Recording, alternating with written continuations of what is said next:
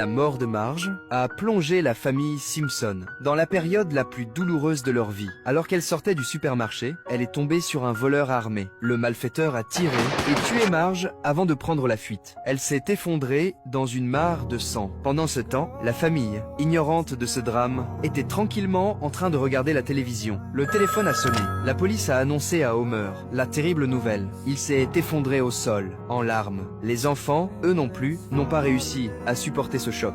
Depuis ce jour, Homer n'a plus réussi à fermer l'œil. Il a fini par avoir une pensée égoïste. Il a couvert Bart avec une couverture, Goodbye, Bart. puis il a embrassé Lisa.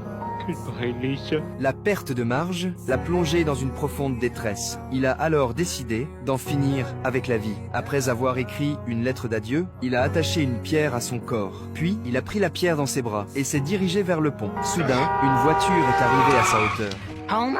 Bart? Pendant un instant, il a cru revivre son tout premier rendez-vous avec Marge. Mais ce n'était qu'un rêve. Un conducteur qui passait par là l'a finalement ramené chez lui. Le lendemain, la police a retrouvé Maggie qui avait disparu. Cette nouvelle a redonné un souffle d'espoir à Homer. Peu après, les funérailles de Marge ont eu lieu. Tous les habitants de Springfield sont venus lui rendre un dernier hommage. À la fin de la cérémonie, Homer a fini par accepter la réalité. Mais la douleur ne s'est pas dissipée pour autant. Lisa est devenue silencieuse et renfermée. Bart fait souvent l'expérience d'hallucinations où Marge est à ses côtés et il commence à mûrir peu à peu. Chaque jour après l'école, il prie Dieu, espérant que Marge ressuscite. Homer a découvert par hasard une lettre écrite par Marge dans son armoire.